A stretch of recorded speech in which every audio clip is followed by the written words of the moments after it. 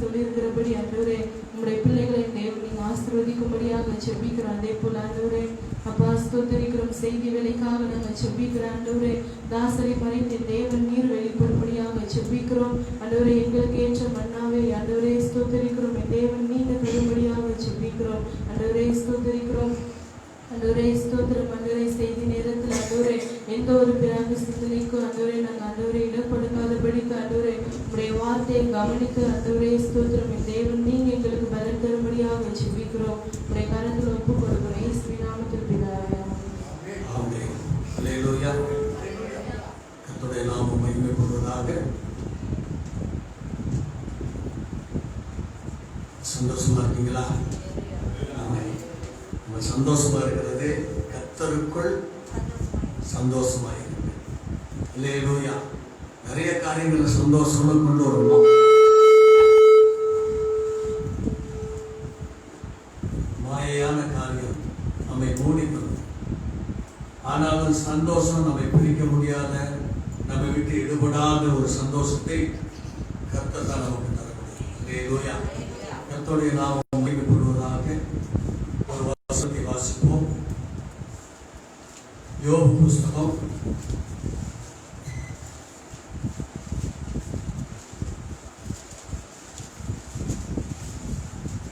19வது அதிகாரம் 27வது வசனம்.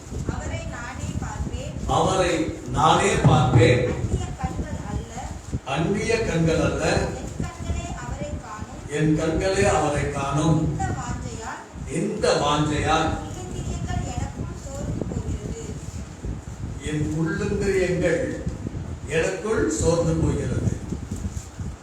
அவரை நானே பார்ப்பேன். அல்லேலூயா. யார் சொல்றார்? இந்த யோபோட கருத்தை நம்ம பார்க்கிற பொழுது கிட்டத்தட்ட அவர் வாழ்ந்த நாட்கள் எப்படின்னா, ஆபிரகாம் ஈசாக்கு அந்த நாட்கள்ல அவர் முற்பிதாக்கள் நாட்கள்ல வாழ்ந்தவர். நல்லா புரிஞ்சுங்க. வேதத்தை புரிஞ்சுட்டாதான் நமக்கு நல்லா இருக்கும். வேதத்தை நல்லா புரிந்து கொள்ள வேண்டும். அப்ப ஆபிரகாம் ஈசாக்கு அந்த முற்பிதாக்கள் நாட்கள்ல அவர் ஜீவித்தார். எந்த தேசம் தெரியுமா? போர்ஸ் தேசம். அல்லேலூயா. அப்ப அந்த யோபு பெரிய ஐஸ்வர்யவான். ஆண்டவர் அவனை ஆசீர்வதித்தார். ஆனாலும் நெருக்கத்திலே அவன் படுகிற பாடுகள்ல அவன் சொன்ன வார்த்தை தான். அல்லேலூயா. அவரை நானே காண்பேன், பார்ப்பேன். அவர் என்பது யார்? இயேசு கிறிஸ்து. அந்நிய கண்களால் அல்ல, என் கண்களாலே அவரை காணும். கண்களே காணும். இந்த வாஞ்சையால் என் உள்ளந்திரியங்கள் சோர்ந்து போகுது. எப்ப பார்ப்பேன்? எப்ப நான் பார்ப்பேன்? எப்ப நான் பார்ப்பேன்? எந்த சூழ்நிலை தெரியுங்களா? சொரிஞ்சுக்கிட்டு உடல் முழுவதுமா பருக்கள், நாற்றம், மனைவி வெறுத்தாச்சு. தன்னுடைய சிலைகள்லாம் 7 நாள் அதாவது துக்கம் கொண்டாடிட்டு திரும்ப கேள்வி மேல கேள்வி கேட்டனா. அப்படிப்பட்ட ஒரு சூழ்நிலையில யோபு அந்த வார்த்தையை சொல்றார். அவரை நானே பார்ப்பேன், அந்நிய கண்களால் அல்ல, என் கண்களாலே அவரை காணும். என் கண்களே அவரை காணும். இந்த வாஞ்சியால் என் உள்ளந்திரியங்கள் எனக்குள் சோர்ந்து போகிறது. நீங்க பாருங்களா, யாரையாவது நம்ம ரொம்ப பிரியமானவங்க நம்மளோட தூரம் போயிருக்காங்க, அவங்களை பார்க்கறதுக்கு நம்ம எப்படி இருப்போம்? வெளிநாட்டுல பாருங்க, வெளிநாட்டுக்கு நம்ம பிள்ளைகள் அனுப்பிச்சு விட்டுருக்கோம். இந்த மாதிரி யாராவது ஒரு மனைவி கணவன் யாரோ போய் அவங்களுக்கு ரொம்ப நெருக்கமா வேண்டியவர்கள் அவர் வாராரு, அவங்க வாராங்க அப்படின்னு சொன்னா அவங்க நாளை முதல்ல என்ன செய்வாங்க, நாட்கள் எண்ணுவாங்க. இன்னும் 1 மாசம் இருக்கு, இன்னும் 28 நாள் இருக்கு, இன்னும் 15 நாள் இருக்கு அப்படின்னு. சமீபமா ஆரம்பிச்சு வச்சுங்களேன், பிளைட் அங்க ஏறிட்டாங்க அப்படின்னா இவங்களுக்கு தூக்கமே வராது. என் பிள்ளை நாளைக்கு வர போறான், என் பிள்ளை நாளைக்கு வர போறான், என் கணவன் வர போறாரு, என் மனைவி வர போறான் அப்படின்னு சொல்லி அந்த ஏக்கம், தூக்கம்லாம் மறந்து போயிடும். அப்ப உள்ளத்துல என்ன செய்யுது, அது உள்ளத்திரியங்கள் என்பது நெஞ்சம்னு நம்ம வாசிக்கலாம். எதுல போட்டுருக்குன்னா ஆசி பைபிள்ல பாத்தீங்கன்னா நெஞ்சம் அப்படின்னு வந்து அந்த வார்த்தை. உள்ளத்திரியங்கள் வந்து என்ன அர்த்தம், நெஞ்சம் அப்படின்னா இருதயத்தின் ஏக்கம், இருதயத்தின் ஏக்கம். அப்ப அவரை நானே காண்பேன், அந்நிய கண்கள் அல்ல, என் கண்களை காண்பேன். அப்ப யார, இயேசு கிறிஸ்துவை குறித்து இவ பாத்தீங்கன்னா, இவர் இன்னும் எத்தனை வருஷம் ஆக போகுது, எத்தனை 1000 வருஷம் ஆக போகுது அப்படின்னா, ஆபிரகாம்ல இருந்து தாவீதுக்கு 1000 வருஷமும், தாவீதுல இருந்து இயேசு கிறிஸ்துக்கு 1000 வருஷமும். அப்ப கிட்டத்தட்ட 2000 வருஷத்துக்கு பின்னாடி நடக்க போற ஒரு காரியத்தை, ஒரு சம்பவத்தை கர்த்தர் அவனுடைய வாயிலிருந்து புறப்பட வைத்து அதை தீர்க்க தரிசனமாக மாற்றினார். அல்லேலூயா. அதை தீர்க்க தரிசனமா மாற்றினார். சரி, அப்பதான் நம்ம இந்த யோபோட வாழ்க்கை குறித்து இப்ப நம்ம பார்க்கிறோம். 8 காரியங்களை பிரிச்சுக்கலாம். அப்ப அவருடைய முதல் காரியம் அப்படி பாத்தீங்கன்னா, யோபின் முன் நிலைமை, முன்னாடி அவர் எப்படி இருந்தாரு அப்படின்னு பாக்குறப்ப யோபு புத்தகம் எடுத்துங்க, 1ஆம் அதிகாரம் 1 இருந்து 3வது வசனம் வரைக்கும் வாசிப்போம். மனுஷன் இருந்தான், உத்தமனும் சன்மார்க்கனும், தேவனுக்கு பயந்து இருந்தான், பிறந்தார்கள். 7000 ஆடுகளும் 3000 ஒட்டகங்களும் 500 ஏர்மாடுகளும் இருந்ததுமன்றி இருந்தார்கள். ஆமென். அப்ப நான் மாதிரி பெரிய ஆளு இல்லை.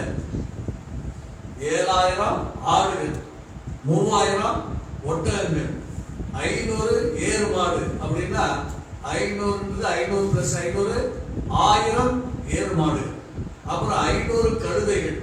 இது இல்லாம திரளான மிருக ஜீவன்கள். இதுல என்னென்ன சேர்க்கல, அல்லேலூயா, மாடு, பசு, கறக்கிற காரியங்கள் எதுவுமே காமிக்கல. இப்ப இதெல்லாம் சேர்த்து திரளான என்னாச்சு, மிருக ஜீவன்கள் வச்சிருந்தாங்க, திரளான ஜனங்கள் இருந்தாங்க. இப்படிப்பட்ட ஒரு ஆஸ்தி உள்ளவனாக அந்த கிழக்கித்திய புத்திரர்கள பெரிய வசதியான ஆளு. அவன் எப்படிப்பட்டவனா, உத்தமன். அல்லேலூயா. உத்தமன் என்ன அர்த்தம்? உத்தமன் நேர்மையானவன், சொல்லுங்க, உண்மையுள்ளவன். அல்லேலூயா. ஏன் நான் கேள்வி கேட்கிறேன் அப்படின்னா, நீங்க கடைசி வரைக்கும் மறக்க கூடாது. அல்லேலூயா. கடைசி வரைக்கும் நீங்க மறக்க கூடாது. எடுத்துங்க 2 கொரிந்தியர் 10ஆம் அதிகாரம் 18வது வசனம் வாசிங்க. உத்தமன்னா என்ன அர்த்தம் அப்படின்னு பாருங்க. 2 கொரிந்தியர், தன்னைத்தான் புகழுகிறவன் உத்தமன் அல்ல. ஆமென். அல்லேலூயா. இன்னைக்கு என்ன பார்த்து நீங்க எல்லாம் புகழ்ந்தீங்கன்னு வச்சுக்கல, நான் உத்தமன் அல்ல. இதை பார்த்து யார் புகழணும்? ஆமென். தன்னைத்தான் சில பேர் தற்புகழ்ச்சி நிறைய உண்டு. நான் யார் தெரியுமா அப்படின்னு, எனக்கு உள்ளதெல்லாம் தெரியுமா, அப்படி இப்படி, எனக்கு படிப்பு அது இது எல்லாமே பெரிய ஆளு அப்படின்னு தன்னை தானே பெருமையா பேசுறவன் உத்தமன் அல்ல. அவன் பேர் லோபி. அல்லேலூயா. அவன் தன்னை தானே உயர்த்தி கொள்கிற ஆளு. அல்லேலூயா. ஆனா தேவன் ஒரு மனுஷனை புகழணும், தேவனால புகழப்படணும், நீதிமான அவர் சொல்லணும். ஆபிரகாம் பார்த்து அவன் நீதிமான் சொன்னார். அல்லேலூயா. ஏன்னா அவன் உத்தமத்தில் உண்மையாக இருந்தான். அதே போல யோபை குறித்து பார்க்கிற பொழுது ஆண்டவர் சொன்னார் உத்தமன். அல்லேலூயா. அப்ப உத்தமன், அப்ப கர்த்தரால புகழப்படுகிறவர் தான் உத்தமன். நீதிமொழி எடுத்துங்க 16ஆம் அதிகாரம், நீதிமொழி 16ஆம் அதிகாரம் 32வது வசனம். கொஞ்சம் வாசி.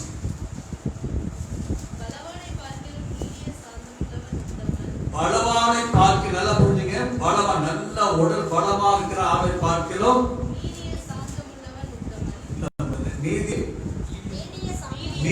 சாந்தம் உள்ளவன். அப்படின்னா என்ன அர்த்தம்? ஒருத்தன் உத்தமன் அந்தவன் கோபமே வராது. கோபப்பட மாட்டான். நீ எப்படிதான் திட்டினாலும் சரி, நீ எப்படிதான் வசைப்பாடினாலும் சரி, எவ்வளவுதான் கிண்டல் பண்ணாலும் சரி, எப்படிதான் செஞ்சாலும் சரி, உத்தமனுக்கு என்ன வராது? கோபம் வராது. வாசிமா. பட்டணத்தை பிடிக்கிறதை பார்க்கிறோம் நான் மனசு அடக்கிறவன் தான் உத்தமன். அல்லேலூயா. நான் மனசு என்ன செய்யணும்? அடக்கணும். ஆசைகள் நிறைய வரும், நிறைய ஆசைகள் வரும். அந்த ஆசைகளை நீக்கிட்டு அதை அடக்கி வைக்கிறாங்க பார்த்தீங்களா, அவங்க பேர் தான் உத்தமன். அப்ப யோபு எப்படி இருந்தாரு? 2 கொரிந்தியர் வாசிங்க 10. தன்னைத்தான் புகழுகிறவன் உத்தமன் அல்ல, கர்த்தரால் புகழப்படணும். அவர் சொல்லணும். அல்லேலூயா. அதே மாதிரி ஆசை நிறைய இருக்கும். பட்டணத்தை பிடிப்பதை பார்க்கணும் தன் மனதை அடக்கிறவன் உத்தமன். அப்ப நம்முடைய ஆசைகளை அடக்கணும். நம்ம ஆசையை அடக்கணும். அவங்கதான் உத்தமனா இருக்க முடியும். ஆசை எல்லாம் அடக்காம இருந்தோம்னா அது உத்தமன் அல்ல. அல்லேலூயா. நிறைய ஆசைகள் நமக்கு எதிர்த்துல இருக்கும். எல்லாத்தையும் நம்ம வாங்கினோம்னா கணக்கு. அல்லேலூயா. அப்ப ஆசை இருக்கு, ஆனா உட்கார்ந்து ஜெபம் பண்ணு. அல்லேலூயா. கர்த்தர் நம்முடைய ஆசைகளை நிறைவேற்ற வல்லவராய் இருக்கிறார். சரி, சன்மார்க்கன் என்ன? யோபு நிருபத்தில் வாசிப்போம். யோபு புஸ்தகம் 4ஆம் அதிகாரம் 7வது வசனம். 4:7. குற்றமில்லாமல் அழிந்தவன் உண்டோ? சன்மார்க்கர் அதம் பண்ணப்பட்டது எப்போ? நினைத்து பாரும். சன்மார்க்கன் அதம் பண்ண மாட்டான், வீணான சண்டை போட மாட்டான், வெட்டியான வம்புக்கு போக மாட்டான், ஒரு இடத்தை போய் அடிச்சு நொறுக்கிட மாட்டான். அல்லேலூயா. சன்மார்க்கன்னா அதாவது உத்தமனுக்கு சார்ந்த குணாதிசயங்கள் இருக்கும். அதே போல எடுத்துக்க இன்னொரு வசனம் எடுத்துவோம். 17ஆம் அதிகாரம் 18வது வசனம். 17, 18.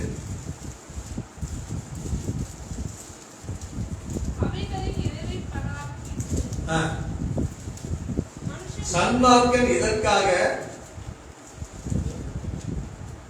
வாசிங்க 17ஆம் அதிகாரம் 8வது வசனம்.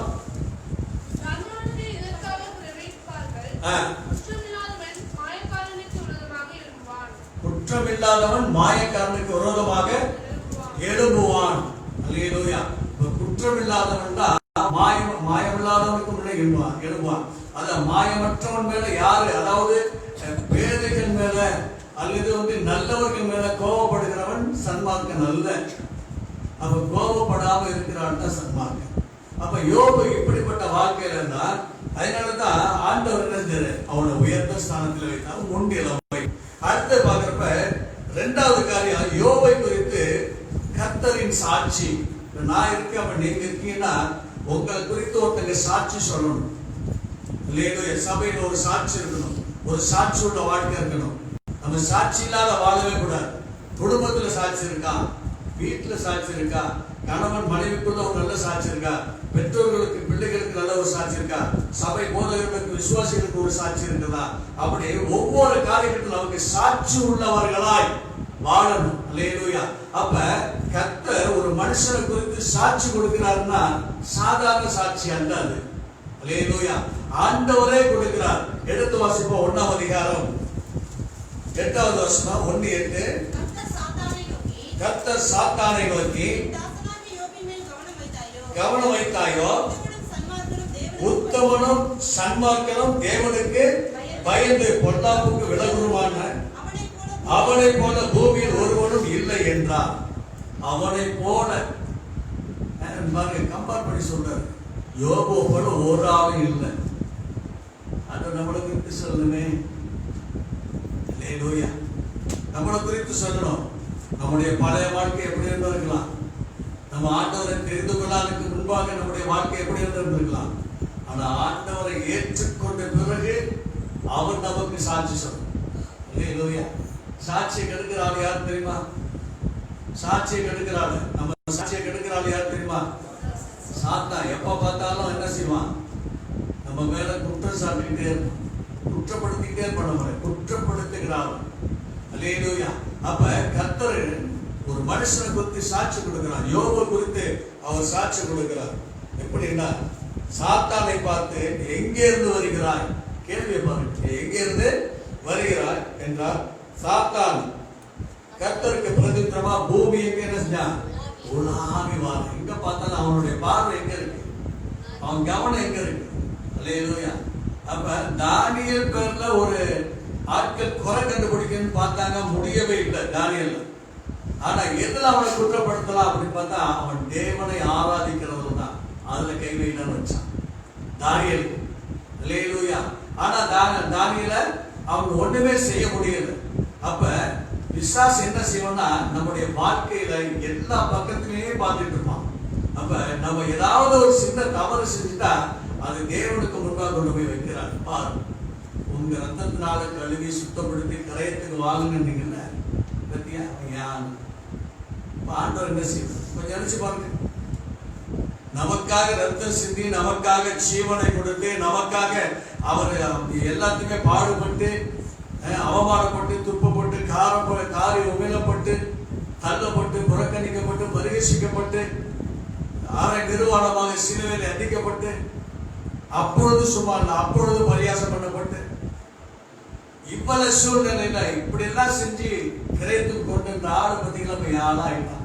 நம்ம ஆண்டவருக்கு என்ன மன வேதனையா இருக்கு. கொஞ்சம் நினைச்சு பாருங்க, கொஞ்சம் நினைச்சு பாருங்களேன். அல்லேலூயா. அப்பதான் அதுதான் ஆண்டவர் நமக்கு சாட்சி கொடுக்கிறவராக இருக்க வேண்டும். அல்லேலூயா.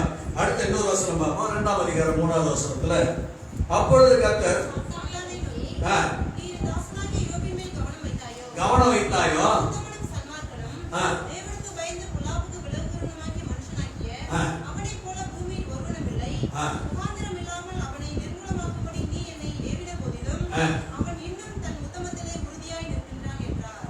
இது எந்த சூழ்நிலை தெரியுங்களா? ஒரே நாள்ல எல்லாம் போயிடுச்சு. ஒரே நாள்ல முதல்ல என்ன ஆகி போகுது பாத்தீங்களா? முதல்ல ஏர்மாடு 500 ஏர்மாடு போயிடுச்சு, கழுதைகள் போயிடுச்சு. அடுத்தது பாத்தீங்கன்னா ஆடுகள் போயிடுச்சு. அடுத்தது எல்லா, அதாவது 3வது காரியத்துல பாத்தீங்கன்னா, அவங்க பிள்ளைங்க ஒரு வீட்டுல சாப்பிட்டுட்டு இருக்காங்க, மூத்தவர் வீட்டுல. அப்ப ஒரு காத்தடிச்சு அவங்களும் காத்து, எல்லாம் ஒரே நாள்ல ஒரே நேரத்தில் நடக்குது. அந்த சூழ்நிலையில கூட என்ன செய்யறாங்க? எல்லாம் போயிடுச்சு, கையில இருந்து எல்லாம் போயிடுச்சு. அவன்கிட்ட ஒன்றுமே இல்ல, மனைவி அவன் 2 பேர் தான் இருக்காங்க. இந்த சூழ்நிலையில கூட மறுதளிக்கவே இல்லை, தூசிக்கவும் இல்லை, குற்றப்படுத்தி பேசவும் இல்லை. அப்ப முதல் காரியம் ஆண்டவர் சொன்னார். அப்ப நல்லா இருந்த நேரம், 2வது நேரம் எல்லாத்தையும் இழந்த நேரம். எல்லாமே போயிடுச்சு, எல்லாம் போயிடுச்சு. ஏர்மாடு போயிடுச்சு, ஒட்டகம் போயிடுச்சு, ஆடுகள் போயிடுச்சு, 7000 ஆடு போயிடுச்சு, எல்லாம் போயிடுச்சு. எல்லாம் ஒரே நாள்ல.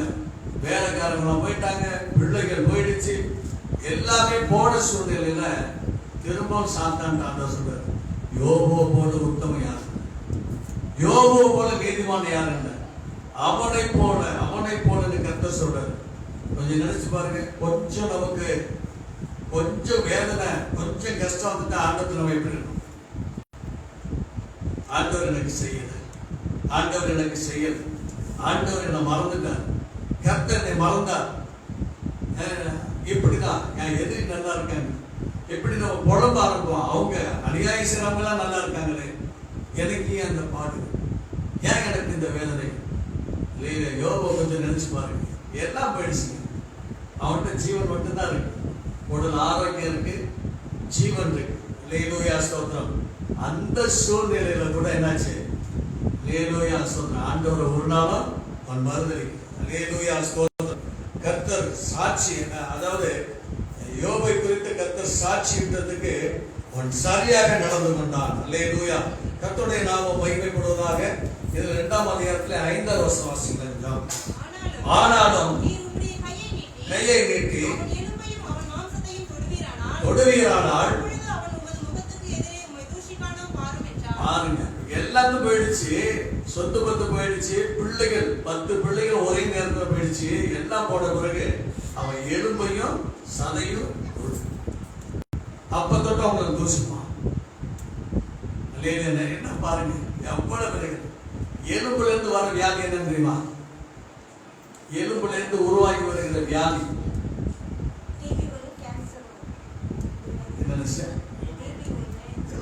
எலும்புருக்கு நோய், எலும்பு மச்சையிலேருந்து வரும். அது வந்து அக்கின்னு சொல்லுவாங்க. அக்கின்னு சொல்லுவாங்க. இந்த மேல பிள்ளைகளுக்கு ஒரு அக்கி கிடையாது, எலும்புல இருந்து வரும். எலும்பு உள்ளேருந்து வரும். வயசு இந்த பெரிய அம்மன் சொல்லியிருந்தாங்கல்ல, அது எலும்பு உள்ளேருந்து வரும். அவ்வளவு வேதனை, இவ்வளவு வேதனை. அதனால தான் அவன் சொல்றான் எலும்பு தோலை தொடு. என்ன பாத்தீங்கன்னா பிசாசு ஒரு மனுஷனை கெடுக்கிறதுக்கு மனுஷனால முடியாத அளவுக்கு எவ்வளவு வேதனைப்படுத்தணுமோ அவ்வளவு வேதனைப்படுத்தி எப்படியாவது ஆண்டவருக்கு விரோதமாய் தூரம் கொண்டு போகணும் தான் அவனுக்கு ஆசை. அடுத்த வசனம் 6. சாத்தானை நோக்கி உன் கையில் இருக்கிறான், தப்பவிடு என்றார். புறப்பட்டு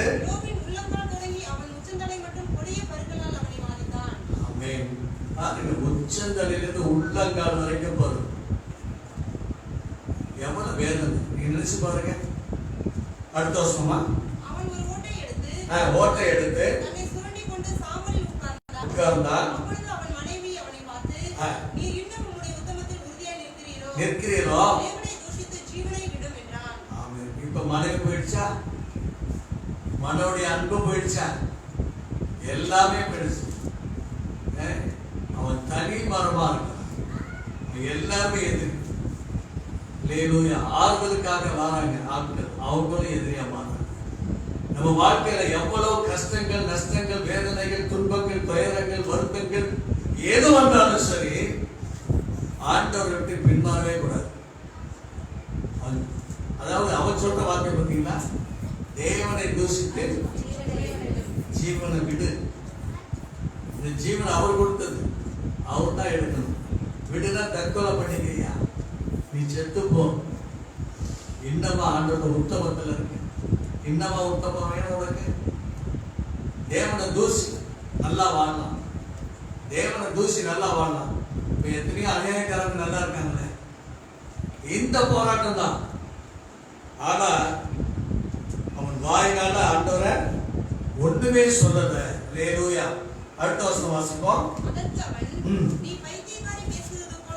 பேசுகிறது போல் பேசுகிறாய், தேவன் கையில நன்மை பெற்றலாம், தீமையும் பெற வேண்டாமோ என்றான். ஆமென். இதுதான் முக்கியம். எல்லாம் நடந்தது சரியா, எல்லாமே எனக்கு வாழ போக்குவரத்து எல்லாமே வந்துச்சு. ஆனாலும் நான் தேவனை ஒரு நாளும் என் உதட்டினாலே, கர்த்தரை இருதயத்தினாலே, உதட்டினாலே எந்த காரியத்தினாலும் அவனை குறப்படுத்துவதும் இல்லை, குற்றப்படுத்துவதும் இல்லை, அவரை குறித்து நான் புறமாய் பேசுவதும் இல்லை அப்படின்னு சொல்லி அவன் உதட்டினாலே பாவம் செய்யாம. தேவ பிள்ளைகளை நம்முடைய வாழ்க்கை கொஞ்சம் நினைச்சு பாருங்க. கொஞ்சம் கஷ்டம் வந்துச்சுன்னா, ஒரு ஆசீர்வாதம் நம்ம கைக்கு வர மேல இருந்துச்சு, தட்டி போயிடுச்சுன்னா அவ்வளவுதான். அல்லேலூயா. அவ்வளவுதான். ஆண்டவர் வெறுத்துருவோம். அப்படி இல்லை. வெறுக்கிறது கர்த்தருடைய கிறிஸ்துவ வாழ்க்கை அல்ல. ஆண்டவர் உனக்கு கொடுத்த பெரிய ஸ்லாக்கியத்தை நினைச்சு பாருங்க. அவன் மறைந்தோம்னா தேவனுடைய சமூகத்துக்கு போறாங்க. தேவனுடைய முகமுகமாய் தரிசிக்க வேண்டிய ஆளு, அவருடைய சமூகத்தில் வீற்றிருக்க வேண்டிய ஆளு, அவருடைய அல்லேலூயா ஸ்தோத்திரம் பராமரிப்புல இருக்க வேண்டிய ஆளு. அவர் நம்ம உச்சி நுகர்ந்து முத்தமிட்டு நமக்கு உரிய இடத்துல உட்கார வைக்கிற தேவன். இரவும் பகலும் அவரை பரிசுத்தர் பரிசுத்தர் என்று தொழுது கொள்கிற அந்த சாக்கியத்தை நமக்கு தந்திருக்கிறார் தேவ பிள்ளைகளை. அதை விட்டு இந்த இம்மைக்காக கர்த்தரை தேடவே கூடாது. இம்மைக்காக தேடுகிறவர்கள் மிகவும் பரிதவிக்கப்பட்டவர்களாய் இருப்பார்கள். இந்த உலகத்துல நமக்கு கஷ்டம் வந்தாலும் சரி, வாழ்வு வந்தாலும் சரி, எது வந்தாலும் ஆண்டவர் ஒரு நாள் இழந்து போகக்கூடாது. அல்லேலூயா ஸ்தோத்திரம். ரோமர் 8ஆம் அதிகாரத்தில் நம்ம பார்க்கலாம் 34 to 36 வரைக்கும். கிறிஸ்துவின் அன்பை விட்டு நம்மை பிரிப்பவன் யார்? உபத்திரவமோ, வியாகுலமோ, துன்பமோ, பசியோ, நிர்வாணமோ, நாசமோசமோ பட்டயமோ இவை எல்லாவற்றிலையும் நாம் நம்மில் அன்பு கூறுகிறவர்களாலே முற்றிலும் ஜெயம் கொள்ளுகிறவர்களாய் இருக்கிறோமே.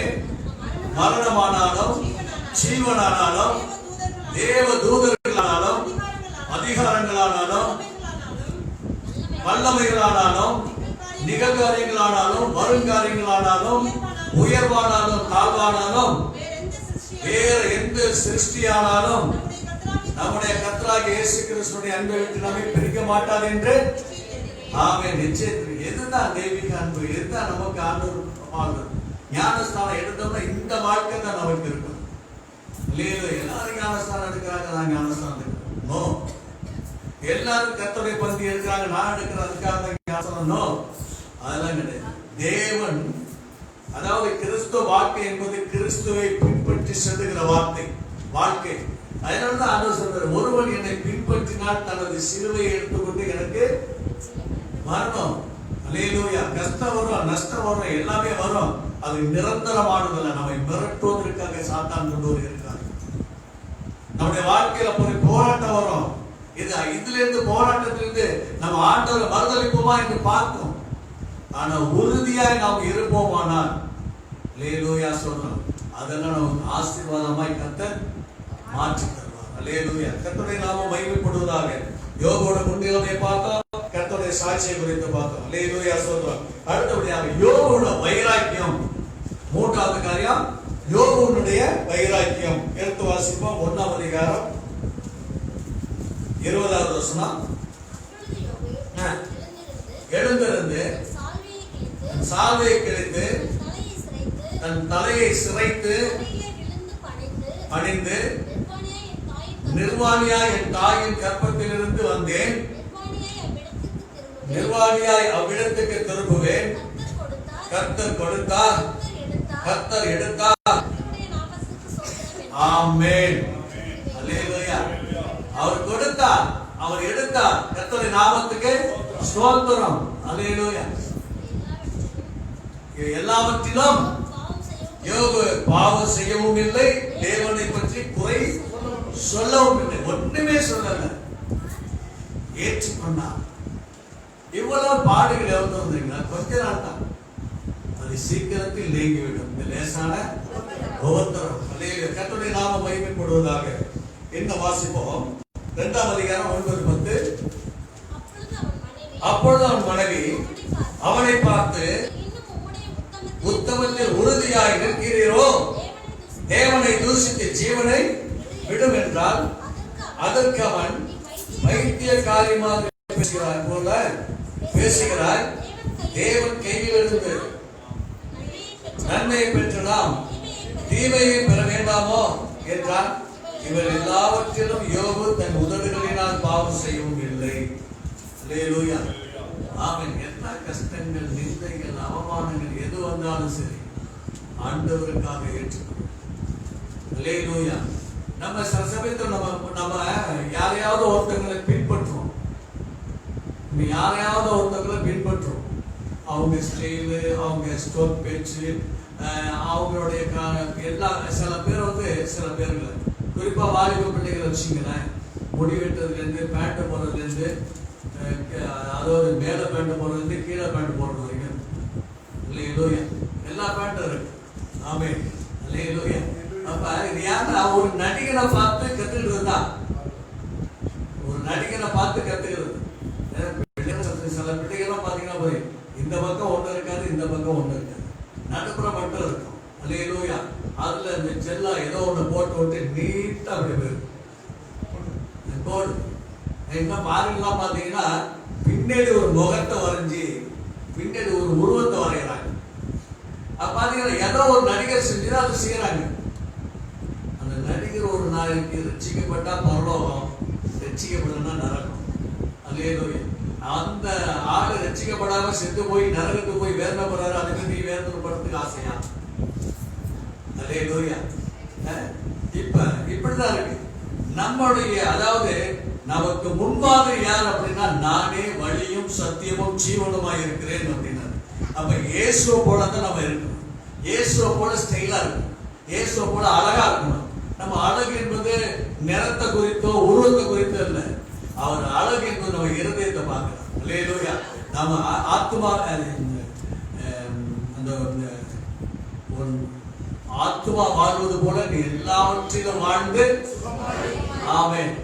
பிரியமானவனே, உன் ஆத்மா வாழுகிறது போல எல்லாவற்றிலும் வாழ்ந்து நீ செய்யணும். ஆத்மா தாங்க வாழணும். ஆண்டவர் ஒவ்வொருவரையும் ஒவ்வொரு, அதாவது அவர் ரசிக்கிற அளவுக்கு நம்மை படைத்திருக்கிறார். சில பேர் நம்மளை பார்த்தா பிடிக்காது, ஆனா ஆண்டவர் நமக்கு பிடிக்குது. நமக்கு கெட்டதெல்லாம் தராது. நிறத்தை குறித்து ஆண்டவர் பார்க்க, உருவத்தை குறித்து பார்க்கணும், உன் ஆத்மாவை குறித்து பார்க்க. உன் ஆத்மா எப்படி இருக்கு? அல்லேலூயா, ஸ்தோத்திரம். சவுல் கிட்ட நிக்க முடியாது, சவுல் கிட்ட நிக்க முடியாது. ஆனா மரித்தவர்களை உயிரோட எழுப்பினார். அல்லேலூயா. மரித்தவர்களை உயிரோட எழுப்பினார். ஏன் அப்படின்னா, அவர் கண்ணில் இருந்து நான் விழுந்துச்சு, மீன் சிறு போல விழுந்து அந்த கண் எப்ப பார்த்தாலும் கலங்கிட்டே இருக்குமா, தண்ணி வந்துட்டே இருக்குமா. அதனாலதான் எனக்கு ஒரு முள்ளு கொடுக்கப்பட்டது. அது நான் 3 தடவை ஜெபம் பண்ணேன். அது என்னாச்சு இல்ல. அப்ப ஆண்டவர் எப்படி பலப்படுத்த தெரியுமா? உன் பலவீனத்தில் என் பலன். ஆமென், ஆமென், அல்லேலூயா. அப்ப ஒரு மனுஷனா அந்த அந்த உத பார்க்க கூடாது, இருதயத்தை பார்க்கணும். அப்ப ஆண்டவர் நம்ம பார்க்கிறது உடல் அழகல்ல, நம்ம இருதயத்தை நாம் பார்க்கிறார். அல்லேலூயா. அவருக்கு பிரியமா இருக்கணும். அவர் நம்மளை பார்த்து சொல்றாரு, பிரியமானவளே, பிரியமானவனே சொல்லி அவர் நம்மளை பார்க்கிறாரு. நம்ம அழகா இருக்கமோ அழகா இல்லையோ, கருப்போ சேப்போ உயரமோ கட்டையோ, அதை பத்தி ஆண்டவர் கவலைப்படல. நம்ம இருதயத்தை பார்க்கிற தேவன். அல்லேலூயா. அப்ப ஆண்டவருக்கு பிரியமாய் நம்முடைய வாழ்க்கை அமைய வேண்டும். அல்லேலூயா. கர்த்தருடைய நாமம் மகிமைப்படுவதாக. அல்லேலூயா. சொல்றோம். அடுத்தபடியா பாத்தீங்கன்னா, யோபுடைய சோதனை காலம் பார்த்தோமா. அடுத்தபடியாக யோபுடைய ஏக்கம். யோபுக்கு ஒரு ஏக்கம் இருந்துச்சு. அப்ப யோபு எதை குறித்து ஏங்குகிறான்? நம்ம எல்லாம் நினைப்போம், என் சொத்து போயிடுச்சு அப்படித்தானே ஏக்கணும். நான் நினைச்சு பாருங்களேன், எத்தனை, அதாவது 7000 ஆடு, 3000 ஒட்டகம், 500 ஏர்மாடு, 500 கழுதைகள், இவ்வளவு இருந்துச்சு. எல்லாம் ஒரே நாள்ல போயிடுச்சு. அவன் ஏக்கம் எதுவா இருக்கணும்? 10 பிள்ளைகள் போயிடுச்சு, அந்த ஏக்கம் இருக்கணும். அடுத்தது என் சொத்து பத்தெல்லாம் போயிடுச்சு, என் வீடு வாசல் எல்லாம் போயிடுச்சு, என் கால்நடை எல்லாம் போச்சு, அத்தனை ஏக்கமா இருக்கணும். ஆனா யோபோட ஏக்கம் வித்தியாசமான ஒரு ஏக்கம். எடுத்து வாசிப்போம். அல்லேலூயா, ஸ்தோத்திரம். 23ஆம் அதிகாரம் 2-6 வசனம்.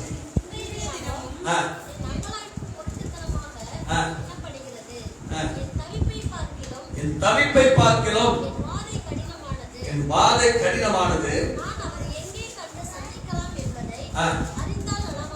அறிந்தால் நலமாயிருக்கும். வந்து சேர்ந்து என் நியாயத்தை அவருக்கு முன்பாக வரிசையாக வைத்து காரியத்தை ரூபிக்கும் வார்த்தைகளால் என் வாயை நிரப்புவேன். அவருடைய மறுமொழிகளை நான் அறிந்து அவர் எனக்கு சொல்வதை உணர்ந்து கொள்ளுவேன். அவர் தமது மகா வல்லமையின்படியே என்னோடு வழக்காடுவாரோ?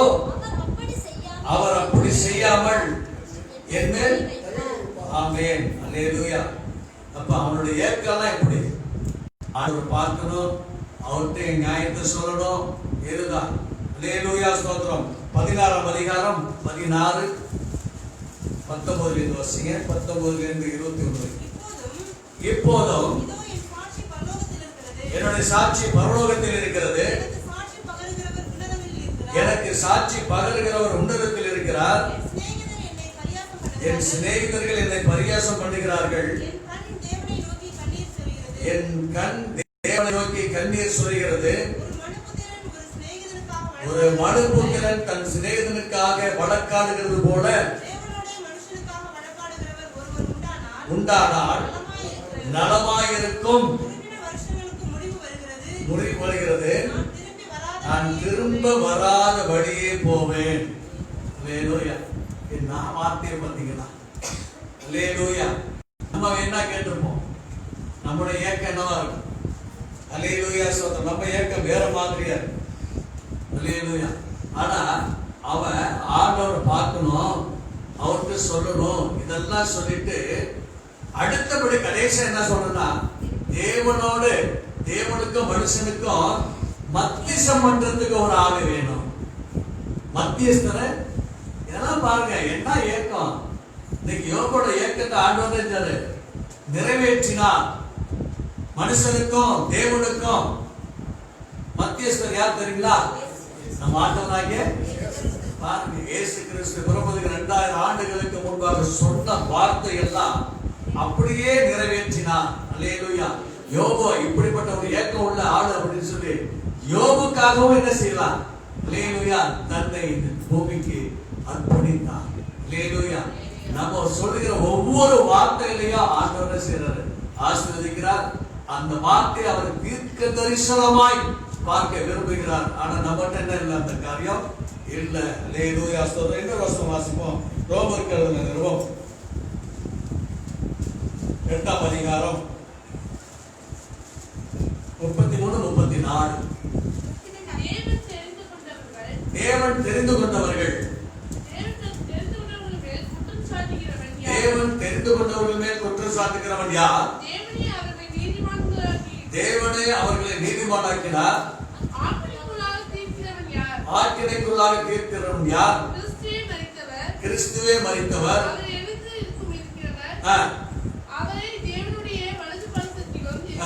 இருக்கிறவர். ஆமென். அப்ப முன்னாடி என்ன பார்த்தோம்? மனுஷனுக்காக வழக்காடுகிறவர் யாரு? இப்ப மனுஷனுக்காக வழக்காடுகிறது யாரு அப்படின்னா நிருபத்துல தெளிவா சொல்லப்படுகிறது. இயேசு கிறிஸ்து நமக்காக அவர் என்ன செய்றாரு? வழக்காடுகிறார். ஏசாயா தீர்க்கதரிசி 53:5 பார்க்கிறப்ப அவர் நம்முடைய பாவங்களுக்காக அடிக்கப்படுகிறார், நம்முடைய அக்கிரமங்களுக்காக நொறுக்கப்படுகிறார், நமக்கு சமாதானம் உண்டு பண்ண ஆக்கினை அவர் மேல் வந்தது, அவருடைய தழும்புகளால சுகமான. அப்ப சமாதானம் பண்ண ஆக்கினை யாருக்கு வந்துச்சு? ஏசப்பாவுக்கு வந்துச்சு. மனுஷருக்கும் தேவனுக்கும் மத்தியஸ்தம் பண்ற ஆள அன்னைக்கு யோபு தேடினாரு. 2000 வருஷத்துக்கு பின்பாக அவருடைய ஆசையை கர்த்தர் நிறைவேற்றினார். அல்லேலூயா. கர்த்தருடைய நாமம் மகிமைப்படுவதாக. அப்ப ஏக்கம் என்பது எப்படி இருக்கணும்? தேவனை சார்ந்த ஏக்கமா இருக்கணும். அவன் இழந்து போனதை குறித்து யோபு தன்னுடைய ஏக்கத்தை காட்டவில்லை. நான் தேவனை தரிசிக்கணும், அவர் எனக்கு மத்தியஸ்தம் பண்ணணும், அவர் எனக்கு இளைப்பாறுதல் தரணும், அவரோடு நான் இருக்கணும். அந்த ஏக்கம் தான் அவனுக்கு இருந்தது. என் 10 பிள்ளைகள் போனதை பத்தி அவன் கவலைப்பட்டு சொல்லல, தன்னுடைய சொந்த பத்து போனதுக்கு இல்ல, அவன் சுரண்டிக்கிட்டு உட்கார்ந்து நோயோட இருந்தது குறித்து அவன் ஏக்கப்படல. ஆனா ஒண்ணு, கர்த்தர் என்னோட இருக்கணும், கர்த்தர் நான் பார்க்கணும், கர்த்தருக்கும் மனுஷனுக்கும் மத்தியஸ்தம் பண்ணுகிறவன் நான் பார்க்கணும் அப்படின்னு சொல்லி அவன் வேண்டுதல். அதான் அவனுக்கு ஏக்கமாக இருக்கிறது. அல்லேலூயா. ஸ்தோத்திரம். 5வது காரியம், யோபோட முன்னிலைமை நம்ம பார்க்கிறப்ப நினைவு கூறணும். யோபு நினைவு கூறார், முன்னோடைய நாட்கள் நான் எப்படி இருந்தேன் அப்படின்னு. 29வது அதிகாரம், யோபு 29ஆம் அதிகாரம் 2 வாசிக்க, கொஞ்சம் சீக்கிரம் வாசிக்கும். சென்று போன மாதங்களிலும் தேவன் என்னை காப்பாற்றி வந்த நாட்களிலும் எனக்கு உண்டாயிருந்த சீர். சீர் என்ன தெரியுங்களா? சீர் சீர் சீர் என்னங்க? தீபாவளி சீர் வருஷம் கொண்டாடுறாங்களா? கல்யாணம் பண்ணி கொடுக்குற சீர். சீர் அப்படின்றது புகழ்ச்சின்னு அர்த்தம், மகிமைன்னு அர்த்தம். மகிமை, சீர்னா மகிமை. இப்படிப்பட்ட காரியத்துக்கு அது சொல்றாங்க. சீர் கொடுக்குறாங்க. எதுக்கு? சும்மா சீர் கொடுக்க மாட்டாங்க, அடுத்த ஆளுக்கு போய் சீர் கொடுக்க மாட்டாங்க, தன்னுடைய மகிமையை காட்டுவாங்க. ஒரு பெண் கொடுக்குறாங்கன்னு வச்சுங்களேன், எதுக்கு சீர்வரத்து செய்யறாங்க? மாப்பிள்ளை விட்டோட நான் குறைஞ்ச ஆளு கிடையாது, நான் தனியா வைக்கிறதுக்கு எனக்கு தரணும். அவங்களுடைய பெருமையை காட்டுற சீர்னா பெருமை, புகழ்ச்சி, அந்தஸ்து. அல்லேலூயா. அந்தஸ்து. எனக்கு உண்டாயிருந்த சீர் இப்பொழுது இருந்தால் நலமாய் இருக்கும். அப்போட காரியம்லாம் எனக்கு இருந்தா நல்லா இருக்கும். அப்பொழுது அவர் தீபம் என் தலையின் மேல் பிரகாசித்தது. ஆமென். பாருங்க, அப்ப கூட அவன் சொல்ற காரியம், அவருடைய தீபம் என் தலையில இருந்துச்சு. அவருடைய தீபம் என் தலையில இருந்துச்சு அப்படின்னா அவர் என்னோடு இருந்தார். அவர் என்னோடு இருந்தார். அப்பதான் அவர் அருளின வெளிச்சத்தினால் இருளை கடந்து போனேன். தேவனுடைய ரகசியம் இருந்தது, கூடாரத்தின் மேல் இருந்தது. அப்பொழுது சர்வ வல்லவர் என்னோடு இருந்தார். என் பிள்ளைகள் என்னை சூழ்ந்திருந்தார்கள். பாருங்க எவ்வளவு பிரேமாரு. பாதத்தை எதனால கழுவினாரு? நெய்யினால கழுவினாரு. ஓடி வந்தது. நலமாய் இருக்கும். அடுத்தது வீதியால் வாசலுக்கு புறப்பட்டு போய் ஆசனத்தை போடும்போது வாலிபர் என்னை கண்டு ஒளிந்து கொள்வார்கள், முதியோர் எழுந்து பாருங்க. அப்படின்னா எவ்வளவு அதிகாரத்தை உள்ள ஆளு. வாலிபர்கள் என்ன செய்வாங்க? ஓடி போடுவாங்க. முதியவர்கள் எழுந்து நிற்பாங்க. பிரபுக்கள் பேசுகிறது நிறுத்தி. பிரபுக்கள்னா யாரு? பெரிய ஐஸ்வர்யவான், பெரிய வசதி படைச்சவங்க எல்லாம் யோபுவை பார்த்து என்ன செய்வாங்க? வாயை பொத்திக்குவாங்க. பெரியவரின் சத்தம் அடங்கி மேல் வாயால ஒட்டிக்கொள்ளும். என்னை கேட்ட சாட்சியிட்டது.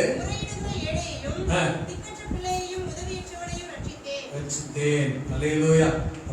ஆண்டவர் எவ்வளவு காரியத்தை எவ்வளவு மேன்மையான அந்தஸ்துல வச்சு, அப்ப இந்த வசனம் சொல்றப்ப அவரு என் கண்களாலே காண்பேன் பார்ப்பேன். அப்ப இவ்வளவு அந்தஸ்துல இருந்த என்ன இப்படி போயும் கர்த்தரை தூசிக்காத ஒரு சூழ்நிலையில இருந்தார். அல்லேலூயா, ஸ்தோத்திரம். அடுத்தபடியா பாத்தீங்கன்னா யோபுடைய தீர்க்க தரிசனங்கள். யோபுடைய தீர்க்க தரிசனங்கள் 7வது காரியம். யோபுடைய தீர்க்க தரிசனம் வாசிப்போம். 19ஆம் அதிகாரம் 23 வாசிக்கும். 19ஆம் அதிகாரம் 23 27. என் சிநேகிதரே 19:23 நான் எப்பொழுது சொல்லும் வார்த்தைகள் எழுதப்பட்டால் நலமாயிருக்கும். அவைகள் ஒரு புஸ்தகத்தில் வரையப்பட்டு அல்லது என்றைக்கும் நிலைக்க அவைகள் கருங்கல்களை ஒளிவெட்டாகவும் ஈய எழுத்தாக பதிந்தாலும் நலமாயிருக்கும். என் மீட்பர் உயிரோடு இருக்கிறார் என்றும் அறிந்திருக்கிறேன். இந்த என் தோல் முதலானவைகள் அழுகி போன பின்னும் என் மாம்சத்தில் இருந்து தேவனை பார்ப்பேன், அவரை நானே பார்ப்பேன். அந்நிய கண்கள் அல்ல, என் கண்களே அவரை காணோம். ஆமென். இதுதான் அவருடைய தீர்க்கதரிசனம். இயேசு கிறிஸ்து குறித்து ரொம்ப அழகா சொல்லி, முதல்ல மத்தியஸ்தர், அடுத்தவரை பாத்தீங்கன்னா இந்த வார்த்தையை சொல்றாரு. அப்படியே நிருபத்துக்கு வருவோமா? சகரியா புஸ்தகம், தீர்க்கதரிசி புஸ்தகம் சகரியா புஸ்தகத்தை எடுத்தோம்னா 14ஆம் அதிகாரம் 4வது வசனம். அந்நாளிலே ஒலிவமலை மேல் நிற்கும், மகா பெரிய பள்ளத்தாக்கு உண்டாகும்படி விழுந்து போம். வடபக்கத்திலும் சாயும். இது இன்னும் நிறைவேறது. இந்த தீர்க்க தரிசனம் இன்னும் நிறைவேறவில்லை. ஆண்டவராகிய இயேசு கிறிஸ்துவின் வருகையின் பொழுது அவன் எங்க இருந்தாரோ அங்கதான் அவன் நிற்பார். அப்ப ரெண்டா போயிடும். இப்ப அந்த மலையில என்ன சொன்னாங்கன்னா பெரிய டிராவல்ஸ் பங்களா கட்டத்துக்கு ஏற்பாடு பண்ணாங்க. ஆனா போய் மெஷர்மெண்ட் எல்லாம் பண்ணிட்டு எல்லாம் பண்ணிட்டு வர சமயத்துல மராவரம் போற சமயத்துல ஒரு நீட்ட வெடுப்பு இருந்துச்சு. அந்த வெடுப்பை நுண்ணிய கறி வச்சு பாக்குறப்ப அந்த வெடுப்பு எதை வரைக்கும் இருந்துச்சுன்னா பூமியின் ஆழம் வரைக்கும் போயிருந்துச்சு. பூமியின் ஆழம் வரைக்கும் போயிருந்துச்சு. அப்ப இது ரெண்டா பிரியும் அப்படின்னு சொல்லிட்டு அதுல என்ன செய்யல கட்டல. அல்லேலூயா. இன்னைக்கு இஸ்ரவேல் தேசத்துல அது என்ன வச்சிருக்காங்க, குறிக்கல் போட்டு வச்சுட்டாங்க. கர்த்தர் சொன்ன வார்த்தை அப்படியே எங்க எடுத்துக்கொள்ளப்பட்டாரோ அங்கதான் வருவார். அப்போஸ்தலர் பணி நம்ம பார்க்கலாமே. 1ஆம் அதிகாரம் 11வது வசனத்தை வாசிங்க. கலிலேயரே 1:11. கலிலேயராகிய மனுஷரே, ஏன் வானத்தை அண்ணாந்து பார்த்து கொண்டிருக்கிறீர்கள்? வானத்துக்கு எடுத்துக் கொள்ளப்பட்ட இந்த இயேசுவானவர்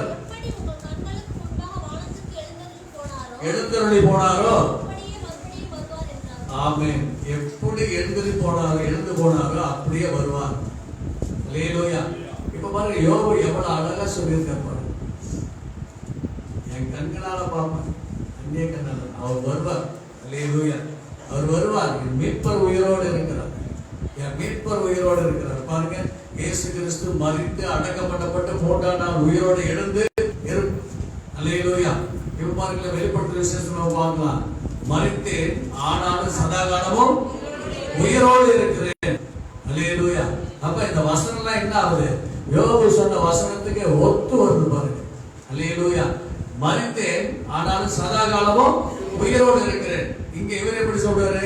என் மீட்பர் 25வது வசனத்துல என் மீட்பர் உயிரோடு இருக்கிறார் என்றும் அவர் கடைசி நாளில் பூமியின் மேல் வந்து நிற்பார் என்றும் நான் அறிந்திருக்கிறேன்.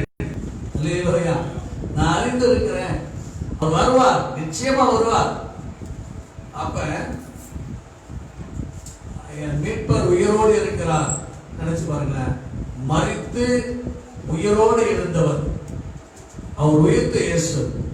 அதனால்தான் மரித்தேன், சதாகாலமும் உயிரோடு இருக்கிறேன். இந்த வசனத்தை பாருங்க. இந்த வசனத்தை இதுக்கு நீங்க கொஞ்சம் வீட்டுல எல்லாம் உட்கார்ந்துட்டு நான் கொடுக்கிற வசனத்தை ஒவ்வொரு வசனத்துக்கு சரியா நீங்க வச்சு படிச்சு பார்த்தீங்கன்னா, கொஞ்சம் தியானம் பண்ணீங்கன்னா, ஆண்டவர் பெரிய பெரிய காரியத்தை என்ன செய்வாரு? உங்களுக்கு வெளிப்படுத்துவார். அல்லேலூயா. அப்ப யோபுடைய காரியத்தை தீர்க்க தரிசன வார்த்தைகள் அன்றைக்கு சொன்ன வார்த்தைகள் நடந்தேறியது. அது மாத்திரமல்ல, நடக்க போகிற காரியத்தையும் சொல்லி இருக்கிறார். சகரியா 14:4 நடக்க போற காரியம் அதையும் சொல்லி இருக்கிறார். அல்லேலூயா, ஸ்தோத்திரம். அடுத்தபடியா பார்ப்போம். 8வது காரியம், அவருடைய புது வாழ்வு. பழசு போயிடுச்சு, எல்லாம் முடிஞ்சு போயிடுச்சு. அவருடைய சிநேகிதர்கள் வந்தாங்க, பேசினாங்க, எல்லாத்தையும் செஞ்சாங்க. இவர் பேசினாரு. ஆனா கோபம் ஆண்டவருக்கு கோபம் வந்துச்சு. நீ பேசுற மாதிரி பேசவில்லை அப்படின்னு சொல்றாரு. அல்லேலூயா. எடுத்து வாசிப்போம். அவருடைய புது வாழ்க்கை, எதனால அவர் புது வாழ்க்கை மலர்ந்தது அப்படின்னு கொஞ்சம் பார்ப்போம். 42ஆம் அதிகாரம் 42 2வது வசனம்.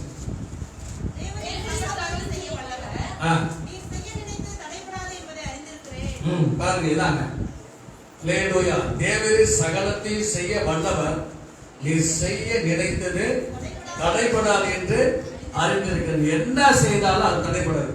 என்னை கஷ்டப்படுத்தினாலும் நீங்க நினைச்சீங்கன்னா கஷ்டப்படுத்தலாம், எல்லாமே செய்யலாம் அப்படின்னு சொல்லி ஆண்டவர்கிட்ட தன்னை அப்படியே சரண்டர் ஆகிறார். அடுத்த வசனம், அறிவில்லாமல் இவன் யார்?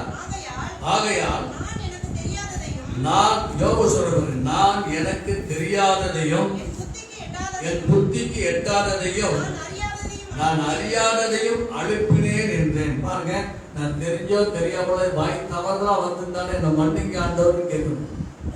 நான் செஞ்சதுதான் சரி ஆண்டவர். அவங்க நியாயப்படுத்துவோம். நிறைய சமயத்துல நம்ம நியாயப்படுத்துவோம். அவங்க என்ன திட்டினாங்க, முதல்ல திட்டினாங்க, அதனாலதான் நான் திட்டினேன். அவங்க என்ன முதல்ல அடிச்சாங்க, அதனாலதான் நான் அடிச்சேன். நம்ம நியாயப்படுத்திடுது. அடிக்கிறது தப்புதான், திட்டுறது தப்புதான்.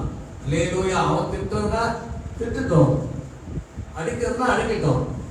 அல்லேலூயா. அதற்குரிய பங்கு அவன் பெறுவான். ஆனா ஒன்னையும் என்னையும் ஆண்டவர் வைக்கல. அல்லேலூயா. அவரை போல இப்ப பாருங்களா, இயேசு கிறிஸ்துவ முதல்ல என்ன செஞ்சாங்க? பிடிச்சாங்க, கன்னத்துல அரைஞ்சாங்க, கட்டுனாங்க, கொண்டுட்டு போனாங்க. ஆனா அதுக்கு முன்னாடி பாருங்க, நசர் யாரை தேடுகிறீர்கள் அப்படின்னு கேட்கிறப்ப, நசரனாகிய இயேசுவை நான் தான் சொன்னாலும் என்ன செஞ்சாங்க? எல்லாரும் விழுந்தாங்க. நான் தான் சொன்ன எல்லாருமே விழுந்தாங்க. அப்ப அந்த நேரத்துல கர்த்தருடைய அற்புதம். ஆனா அந்த காலத்துல கூட அடிச்ச ஆட்களை கூட அவர் என்னன்னு கேட்கல, என்னன்னு கேட்கல. ஆனா ஒரு தடவை கேட்டேன், நான் அதாவது நான் தவறா பேசியிருந்தாங்க, நீ எனக்கு ரூபப்படுத்த ஏன் அடிக்கிற கேள்வி கேட்கலாம். ஆனா அது வம்பாய் வரக்கூடாது. ஆண்டவர் கேட்கறது, நான் என்ன தப்பு செய்ய அடிச்சு அதான் கேட்டது. அல்லேலூயா, ஸ்தோத்திரம். அடுத்த வசனம், நீர் எனக்கு செவிகொடும், அப்பொழுது நான் பேசுவேன், நான் உம்மை கேள்வி கேட்பேன், நீர் எனக்கு உத்தரவு சொல்லும். எனக்கு உத்தரவு சொல்லும். இப்படி சொல்லலாமா ஆண்டவர்கிட்ட? ஆண்டவர்கிட்ட நம்ம கேள்வி கேட்கறதுக்கா அவர் அவ்வளவு சின்ன ஆளா? ஆனா யோபு சொல்றாரு பாருங்க, நான் உம்மை கேள்வி கேட்பேன், நீர் எனக்கு உத்தரவு சொல்லிட்டு அதோட தொடர்ச்சி தான் அடுத்த வசனம். என் காதினால் உம்மை குறித்து கேள்விப்பட்டேன், ஆமே. நான் காதுனால கேட்டேன், இப்ப என் கண்ணை உங்களை பார்க்குது. ஆகையால் நான் என்னை அருவருத்து ஏதாவது தவறு பேசியிருந்தனா, தப்பாக நான் பேசியிருந்தனா, உமக்கு விரோதமாய் பேசியிருந்தனா அப்படின்றதுனால தான் நான் என்னை அருவருத்து தூளிலும் சாம்பலிலும் இருந்து மனஸ்தாபப்படுகிறேன் என்றான். அல்லேலூயா. மனஸ்தாபம் ஏதாவது நான் வாழ்க்கையில செஞ்சிருப்பேனோ, ஆண்டவர்கிட்ட பேசியிருப்பேனோ, இந்த 3 சிலைகள் கேட்கிறப்ப ஏதாவது வாய் தவறு என்கிட்ட வந்திருக்குமோ, அப்படி நான் சொன்ன காரியங்கள் ஏதாவது தவறு இருக்குமா அப்படின்னு சொல்லி தன்னை அருவருக்கிறேன். நான் என்னை வெறுக்கிறேன் ஆண்டவரே. அருவருக்கிறேன்னு சொல்லியிருக்கோம். நான் என்னை வெறுக்கிறேன் ஆண்டவரே, நான் என்னை வெறுக்கிறேன் அப்படின்னு சொல்றாரு. அல்லேலூயா. அப்ப இதனால ஆண்டவர் செய்றார் பாருங்க, மனஸ்தாபப்படுகிறேன். அடுத்து வாசிப்போம் 10. யோபு தன் சிநேகிதருக்காக வேண்டுதல் செய்த போது சிறையிருப்பை மாற்றினார். பாத்தீங்கன்னா இப்ப நம்ம அடுத்தவங்களுக்கு நம்ம ஜெபம் பண்ணணும். சிநேகிதர்களுக்காக ஜெபம் பண்றப்பதான் அவனுக்கு என்னாச்சு? அல்லேலூயா, ஸ்தோத்திரம். வேண்டுதல் செய்த போது கர்த்தர் அவன் சிறையிருப்பை மாற்றினார். நம்ம ஒருவருக்காக ஒருவர் ஜெபம் பண்ணணும். அல்லேலூயா. நம்ம ஒருத்தங்களுக்கு ஜெபம் பண்ணாம நிறைய பேர்கள் நம்ம குடும்பம், நம்முடைய மனைவி, நம்முடைய பிள்ளைகள், நம்முடைய சொத்து பத்துகளுக்காக, நம்முடைய காரியங்களுக்காக எல்லாம் நமக்கு சுயமாகவே ஜெபம் செய்யணும். அந்த சுய ஜெபம் மறையணும். அல்லேலூயா. சுய ஜெபம் மறையணும். அதாவது நம்ம ஜெபிக்க வேண்டிய காரியத்தை ஆண்டவர் தான் கொடுப்பார். வாக்கு கடக்கா பெருமூச்சோடு வேண்டுதல் செய்கிறார். ரோமர் 8ஆம் அதிகாரம் 24வது வசனம் நினைக்கிறேன். 26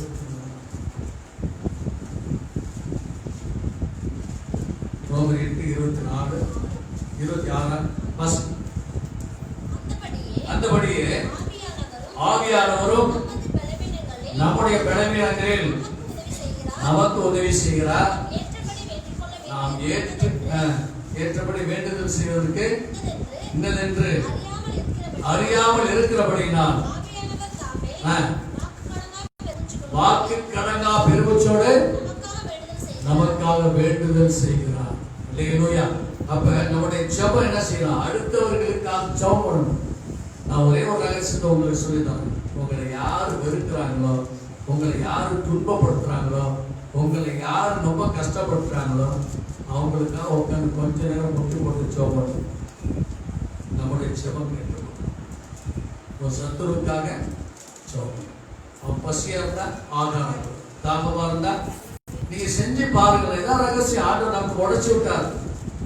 இதான் ரகசியம். என்னை யாரு வெறுக்கிறாங்களோ அவங்களுக்காக ஜெபம் பண்ணணும். என்னை யாரு அதாவது தூசித்து பேசுறாங்களோ, தூற்றி பேசுறாங்களோ அவங்களுக்காக நீங்க ஜெபம் பண்ணி பாருங்க. அவங்களுக்கு முன்பாக கர்த்தர் உயர்த்துவார். உங்க உதவியை அவங்க தேடி வருவாங்க. உங்க உதவிய உங்களை பார்த்து கண்ணாட திட்ட வாய் என்ன செய்யும்?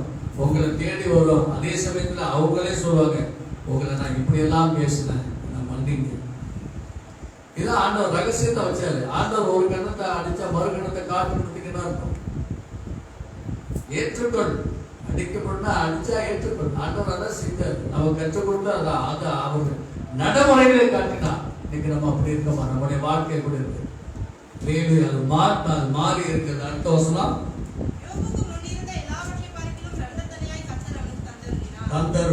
முன்னாடி இருந்ததை பார்க்கலாம் அவனுக்கு இரத்தத்தனையான ஆசீர்வாதத்தை கர்த்தர் கொடுத்தார். அல்லேலூயா. கர்த்தருடைய நாமம் மகிமைப்படுவதாக. 11 வருஷமா 12 வருஷம் சகோதர சகோதரிகளும் வந்து போஜனம் பண்ணி நீங்க நிமித்தம் அவனுக்காக அங்கலாய்த்து அவனுக்கு ஆறுதல் சொல்லி அவரவர் ஒவ்வொரு தங்கக்காசையும் அவரவர் ஒவ்வொரு பொன் ஆபரணத்தையும் அவனுக்கு கொடுத்தார்கள். பாருங்க, இதை ஏன் இந்த ஆண்டவர் இதுல ஏன் அதை சேர்த்திருக்காரு தெரியுங்களா? அவன் யாரையும் அந்த யாரும் இருந்தா கூட அவன் மனைவி மட்டும்தான். அது திட்டிக்கிட்டே செஞ்சிருப்பாங்க. ஆனா சொந்த பந்த சகோதரர்கள் என்ன செய்யறாங்க? வரல, வந்து பார்க்கவும் இல்லை, ஒண்ணு சொல்லவும் இல்லை. இன்னைக்கு சில சமயத்துல கூட அப்படிப்பட்ட குடும்பங்கள் இருக்கிறது.